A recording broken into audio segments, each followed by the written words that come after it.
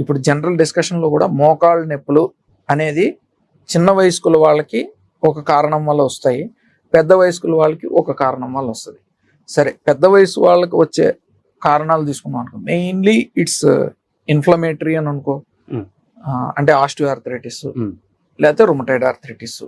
ఈ ఆస్టియోఆర్థరైటిస్ లోను rheumatoid arthritis లోను మీ physio protocols ఏ విధంగా ఉంటాయి, ఓకే, ఆ డిఫరెన్సెస్ అంటే ఎందుకంటే ఆస్టియోఆర్థరైటిస్ కి రుమటైడ్ ఆర్థరైటిస్ కి రెండింటికి కూడా డిసీజ్ మెకానిజం చాలా డిఫరెంట్ ఉండిద్ది. సో ఇక్కడ ఏంటంటే rheumatoid arthritis is an autoimmune issue.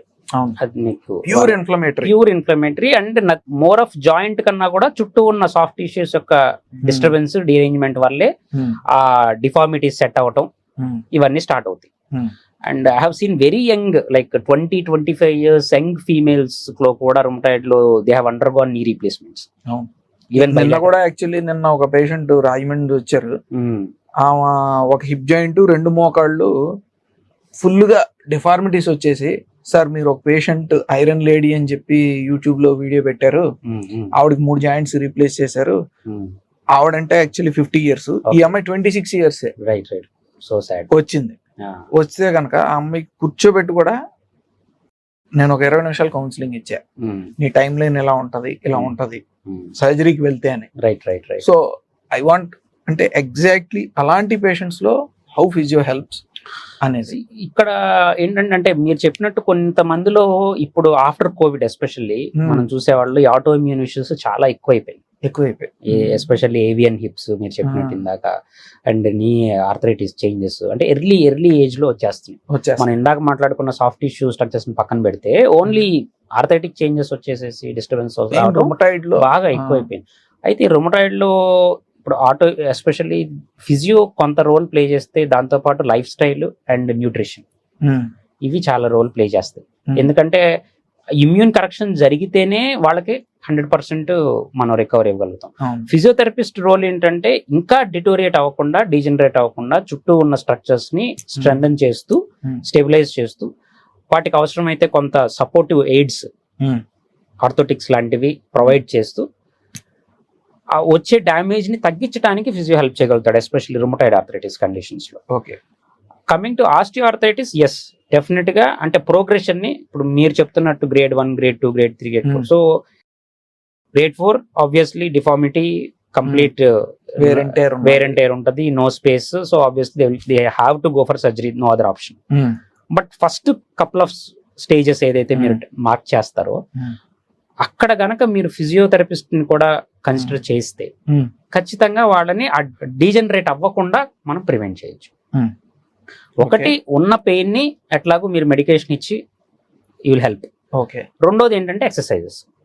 అంటే ఆ స్టేజ్ లో ఎక్సర్సైజెస్ చేస్తే కనుక మనం ఆ స్టెబిలిటీ కోల్పోకుండా ఇంకాస్త లోడ్ పెరగకుండా చూసుకోవటం. నెక్స్ట్ వెయిట్ మేనేజ్మెంట్, వెయిట్ పెరగద్దు, వెయిట్ ని మీరు మెయింటైన్ చేయండి. And proper nutrition, bone health కి ఏదైతే కావాలో దానికి సంబంధించిన న్యూట్రిషన్.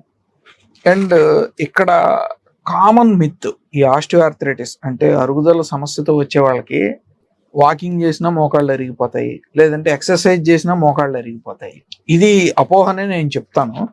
అండ్ ఎందుకంటే ఎక్సర్సైజ్ చేయకపోతే అసలు జాయింట్ కి కంప్లీట్ గా రెస్ట్ ఇచ్చేస్తాము, అండ్ కంప్లీట్ గా అది ఇందాక మీరు అన్నట్టు క్వాడ్రిసెప్స్ ఎట్రోఫీ అయిపోవడం అనేది జరిగిపోతాయి. ఇది ఒక కామన్ మిత్. సో దాన్ని ఎలాగా ఎదుర్కొంటారు? మా దగ్గర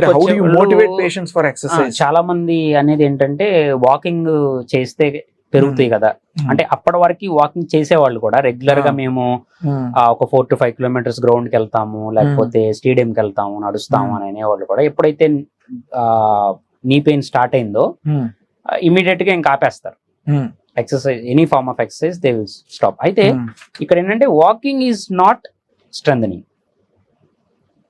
okay, walking is not for strength, walking is for mobility, walking is for circulation. అంటే మనిషి నడుస్తున్నప్పుడు క్యాలరీస్ బర్న్ అవడానికి కానీ, ఆ యొక్క మూమెంట్ మెయింటైన్ చేయడానికి కానీ హెల్ప్ చేస్తుంది, కానీ స్ట్రెంగ్త్ చేయదు. ఈ రోజున after 40 everybody should do strength training as well. అంటే రెగ్యులర్ గా వాకింగ్ చేస్తున్నాము, సైక్లింగ్ చేస్తున్నాము అనే దాంతో పాటు కనీసం వారానికి వారానికి 1 or 2 సెషన్స్ ఖచ్చితంగా స్ట్రెంగ్ స్ట్రెంత్ కూడా చేయాలి. లేకపోతే ఏమవుతుందంటే మజిల్ మాస్ తగ్గిపోతుంది. This has to be understood.